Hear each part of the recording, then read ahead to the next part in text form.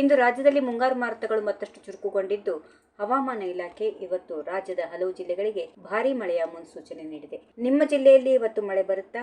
ಎಲ್ಲಿ high alert ಘೋಷಣೆ ಮಾಡಲಾಗಿದೆ? ಸಂಪೂರ್ಣ ಮಾಹಿತಿಯನ್ನು ಈ ವಿಡಿಯೋದಲ್ಲಿ ಜಿಲ್ಲಾವಾರು ತಿಳಿಸಿಕೊಡ್ತೀವಿ. ಕೊನೆವರೆಗೂ ಮಿಸ್ ಮಾಡದೆ ನೋಡಿ. ಮೊದಲಿಗೆ ಕರಾವಳಿ ಭಾಗದ ಜಿಲ್ಲೆಗಳನ್ನ ನೋಡೋದಾದ್ರೆ, ಮುಂಗಾರು ತೀವ್ರಗೊಂಡಿರುವ ಹಿನ್ನೆಲೆಯಲ್ಲಿ ದಕ್ಷಿಣ ಕನ್ನಡ, ಉಡುಪಿ ಮತ್ತು ಉತ್ತರ ಕನ್ನಡ ಜಿಲ್ಲೆಗಳಿಗೆ ಹವಾಮಾನ ಇಲಾಖೆ ಇಂದು ಯೆಲ್ಲೋ ಅಲರ್ಟ್ ಘೋಷಿಸಿದೆ. ಈ ಭಾಗಗಳಲ್ಲಿ ಗುಡುಗು ಸಿಡಿಲು ಸಹಿತ ಭಾರೀ ಮಳೆಯಾಗುವ ಸಾಧ್ಯತೆಗಳಿದ್ದು, ಸಮುದ್ರಕ್ಕೆ ಇಳಿಯದಂತೆ ಮೀನುಗಾರರಿಗೆ ಕಟ್ಟುನಿಟ್ಟಿನ ಎಚ್ಚರಿಕೆಯನ್ನ ನೀಡಲಾಗಿದೆ. ಇನ್ನು ಮಲೆನಾಡು ಭಾಗದ ಶಿವಮೊಗ್ಗ, ಹಾಸನ, ಚಿಕ್ಕಮಗಳೂರು ಹಾಗೂ ಕೊಡಗು ಜಿಲ್ಲೆಗಳಲ್ಲೂ ಕೂಡ ಇವತ್ತು ಮೋಡ ಕವಿದ ವಾತಾವರಣ ಇರಲಿದ್ದು, ನಿರಂತರವಾಗಿ ಸಾಧಾರಣದಿಂದ ಭಾರೀ ಮಳೆ ಸುರಿಯುವ ಸಾಧ್ಯತೆ ಇದೆ. ದಕ್ಷಿಣ ಒಳನಾಡಿನ ಜಿಲ್ಲೆಗಳಾದ ಚಿತ್ರದುರ್ಗ, ಚಿಕ್ಕಬಳ್ಳಾಪುರ, ಕೋಲಾರ, ತುಮಕೂರು, ಮಂಡ್ಯ, ಮೈಸೂರು, ರಾಮನಗರ ಹಾಗೂ ಚಾಮರಾಜನಗರದಲ್ಲಿ ಸಾಧಾರಣ ಮಳೆಯ ಮುನ್ಸೂಚನೆ ಇದೆ. ರಾಜಧಾನಿ ಬೆಂಗಳೂರಿನಲ್ಲಿ ಗರಿಷ್ಠ ತಾಪಮಾನ 28 ಡಿಗ್ರಿ ಹಾಗೂ ಕನಿಷ್ಠ 22 ಡಿಗ್ರಿ ಸೆಲ್ಸಿಯಸ್ ಇರಲಿದ್ದು, ಸಂಜೆ ಅಥವಾ ರಾತ್ರಿ ವೇಳೆಗೆ ಗುಡುಗು ಸಹಿತ ಭಾರೀ ಮಳೆಯಾಗುವ ಸಾಧ್ಯತೆಗಳು ದಟ್ಟವಾಗಿವೆ. ಇನ್ನು ಉತ್ತರ ಒಳನಾಡಿನ ಬೆಳಗಾವಿ, ಬೀದರ್, ಕಲಬುರಗಿ, ಯಾದಗಿರಿ, ವಿಜಯಪುರ, ಬಾಗಲಕೋಟೆ ಮತ್ತು ರಾಯಚೂರು ಜಿಲ್ಲೆಗಳಲ್ಲಿ ಮೋಡ ಕವಿದ ವಾತಾವರಣ ಇರಲಿದ್ದು,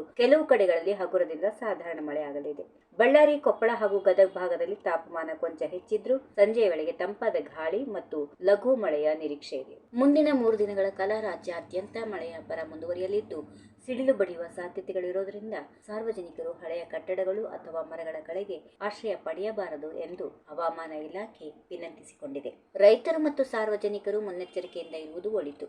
ನಿಮ್ಮ ಊರಿನ ಸದ್ಯದ ವಾತಾವರಣ ಹೇಗಿದೆ ಅನ್ನೋದನ್ನ ನಮಗೆ ಕೆಳಗೆ ಕಾಮೆಂಟ್ ಮೂಲಕ ತಿಳಿಸಿ. ಪ್ರತಿ ದಿನದ ಇಂತಹ ನಿಖರ ಹವಾಮಾನ ವರದಿಗಳನ್ನ ತಕ್ಷಣವೇ ಪಡೆಯಲು ಈಗಲೇ ನಮ್ಮ ಚಾನೆಲ್ ಅನ್ನ ಸಬ್ಸ್ಕ್ರೈಬ್ ಮಾಡಿಕೊಳ್ಳಿ. ಹಾಗೆ ಈ ವಿಡಿಯೋ ಇಷ್ಟ ಆಗಿದ್ರೆ ದಯವಿಟ್ಟು ಒಂದು ಲೈಕ್ ಮಾಡಿ ಮತ್ತು ನಿಮ್ಮ ಸ್ನೇಹಿತರಿಗೆ ಶೇರ್ ಮಾಡಿ. ಧನ್ಯವಾದಗಳು. ಸುರಕ್ಷಿತವಾಗಿರಿ. If you like this video, ಬೇಗ ಲೈಕ್ ಮಾಡಿ, ಕಾಮೆಂಟ್ ಮಾಡಿ, ಶೇರ್ ಮಾಡಿ ಹಾಗೂ ಯೋಯೋ ಟಿವಿ ಕನ್ನಡವನ್ನು ಸಬ್ಸ್ಕ್ರೈಬ್ ಮಾಡಿ.